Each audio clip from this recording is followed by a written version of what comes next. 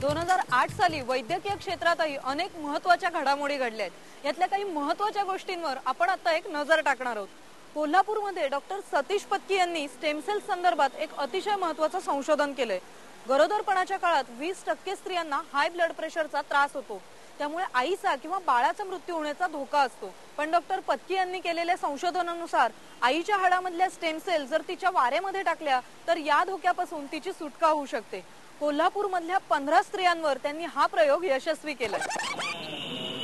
विजय आणि अजित खराडे नवी मुंबईचे, पण डिलिव्हरीसाठी ते कोल्हापूरला डॉक्टर पत्की यांच्याकडे गेले, विजयाला सुरू झालेल्या हाय ब्लड प्रेशरच्या उपचारांसाठी। आता 9व्या महिन्यापर्यंत काही त्रास झाला नाही आणि त्याच्यामुळे बाळाचे पण वजन पण वाढलं व्यवस्थित आणि ब्लड प्रेशरच्या गोळ्या पण कमी झाल्या आणि कंबर वगैरे सगळी दुखायची कमी आली आणि आता 9वा महिना लागल्यानंतर सुद्धा काही त्रास न होता नॉर्मल डिलिव्हरी झाली। खराडे यांचं हे बाळ म्हणजे डॉक्टरांच्या संशोधनाचं यश आहे, कारण डॉक्टरांचं संशोधन फक्त जर्नल पुरतं मर्यादित न राहता सर्वसामान्य पेशंटना त्याचा उपयोग झालाय। माझी 5 पोर गेले तर आता हा पोरगा माझा वाचवल्याबद्दल मी फार आनंदित आहे।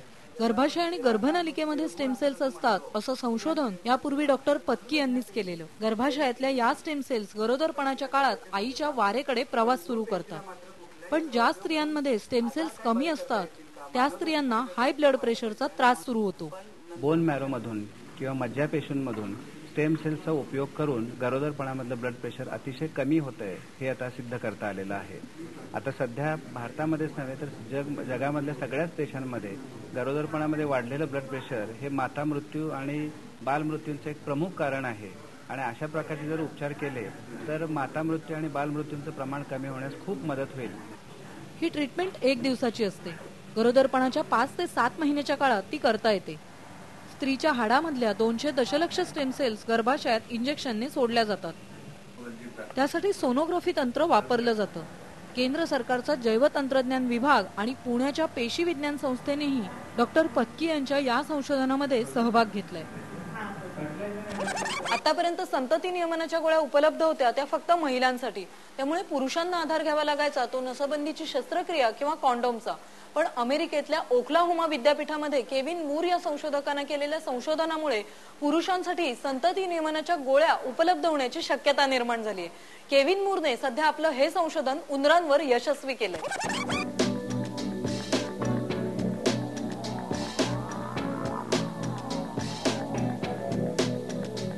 उंदरांमध्ये 2 वितंचक असतात, एन्झाईम्स ज्याला आपण इंग्लिशमध्ये म्हणतो, त्याला TPST1 आणि TPST2 असं त्यांनी नाव दिलेलं आहे। तर काही उंदीर की जे इनफर्टाईल आहेत, की जे वंध्य आहेत, अशा उंदरांमध्ये हा जो दुसरा वितंचक आहे एन्झाईम की TPST2 हा ज्यांच्यामध्ये नसतो अशा उंदरांमध्ये वंध्यत्व असतं। हाच वितंचक मनुष्यामध्ये सुद्धा असतो। हे एन्झाईम्स गर्भधारणेत नेमकी काय भूमिका बजावतात? शुक्राणू ज्यावेळेला योनिमार्गामध्ये वीर्यामधून सोडला जातो त्याला त्या शुक्राणूची हालचाल ही माशाप्रमाणे असते। शेपटी हलवत तो पुढे स्त्री बीजाला शोधत जातो आणि मग स्त्री बीजाची त्याचं मिलन घडलं की गर्भधारणा झाली असं आपण मानतो। हा जर वितंचक आपण दडपला तर शुक्रजंतूंची हालचाल आहे ही मंद होईल।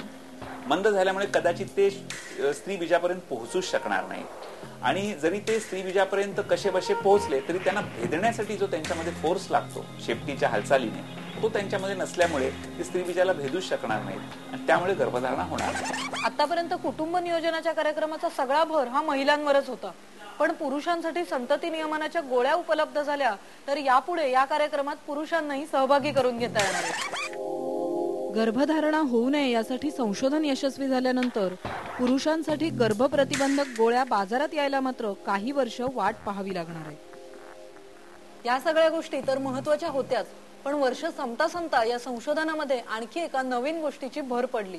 वर्षभर ओव्हरी ट्रान्सप्लांटवर झालेल्या संशोधनानंतर नोव्हेंबर महिन्यामध्ये ओव्हरी ट्रान्सप्लांटमधून एका बाळाचा जन्म झालाय आणि 2009 सालासाठी हे संशोधन नक्कीच दिशा देणारं असेल।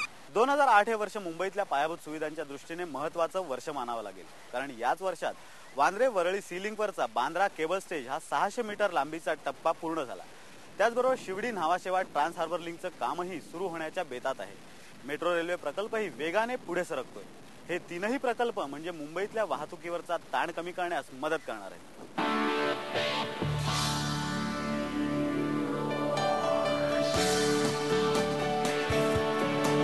गेल्या 40 वर्षात मुंबईच्या ट्रॅफिक समस्येवर तोडगा काढण्यासाठी अनेक अभ्यासगट नेमले गेले.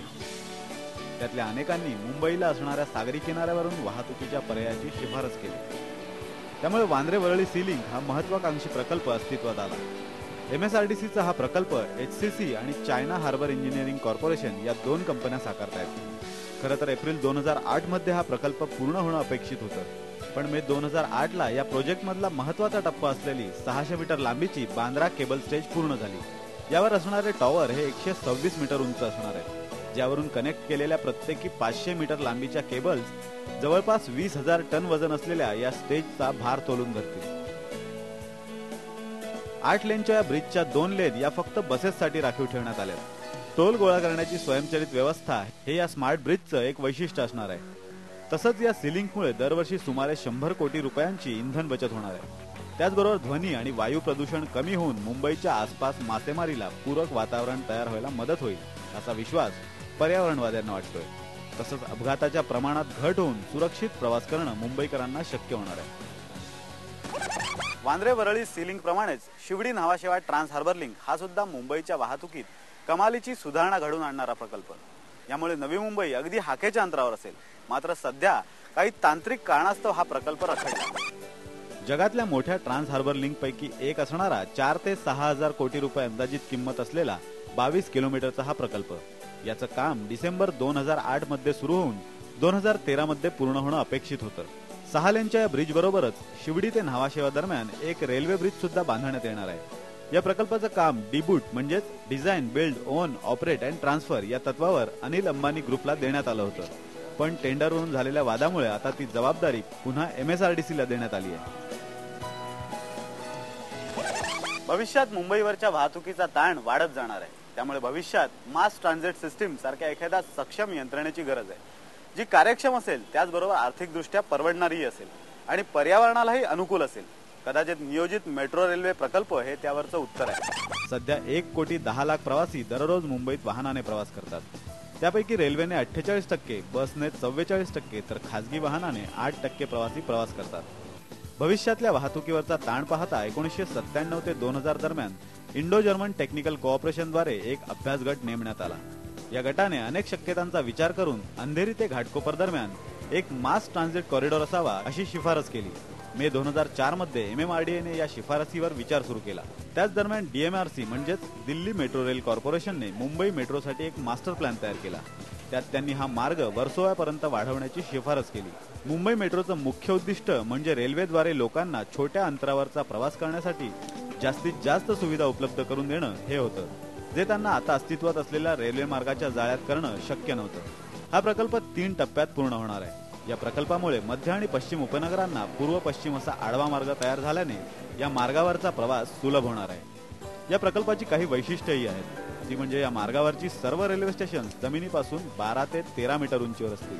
त्याचबरोबर वाहतुकीच्या इतर पर्यायाद्वारे सुद्धा ही सगळी स्टेशन्स एकमेकांशी जोडलेली असतील.